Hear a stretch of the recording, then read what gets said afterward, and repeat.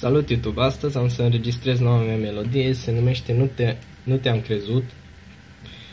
E nouă, fix ieri am scris-o și fără alte introduceri, sper să vă placă și să-i dăm drumul.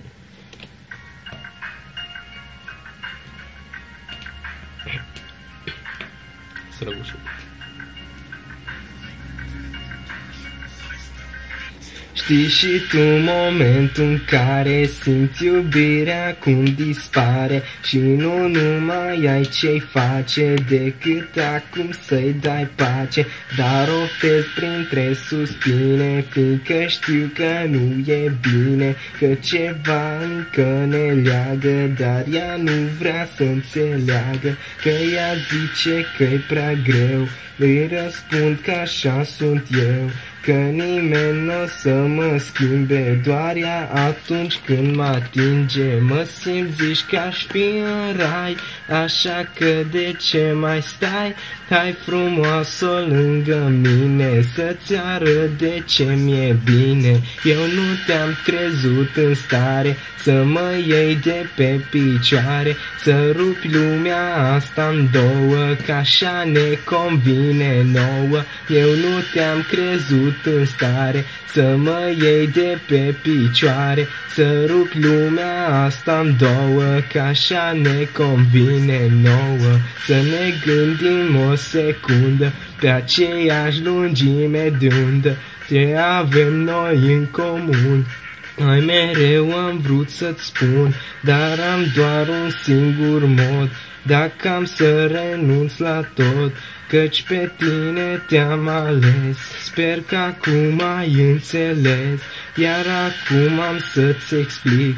În relație să mă implic, e de comun interes, fără niciun pic de stres, fiindcă noi doi ne iubim, poate chiar fără să știm, împreună doar noi doi, ce bine va fi de noi. Eu nu te-am crezut în stare să mă iei de pe picioare, să rupi lumea asta în două, că așa ne convine nouă. Eu nu te-am crezut în stare să mă iei de pe picioare, să rupi lumea asta în două, că așa ne convine nouă.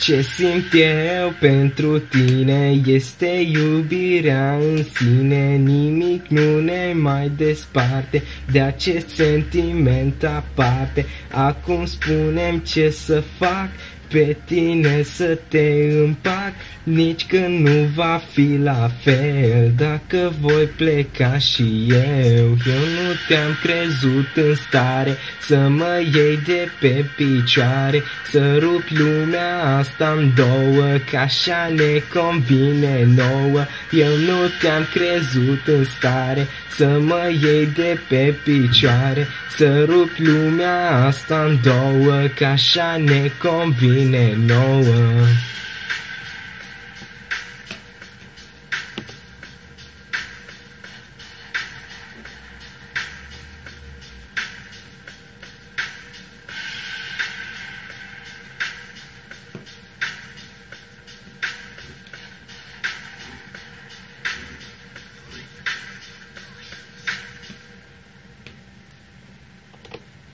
Deci da, YouTube, asta a fost noua mea melodie, sper că v-a plăcut, lăsați acolo like, comment, share, ce vreți.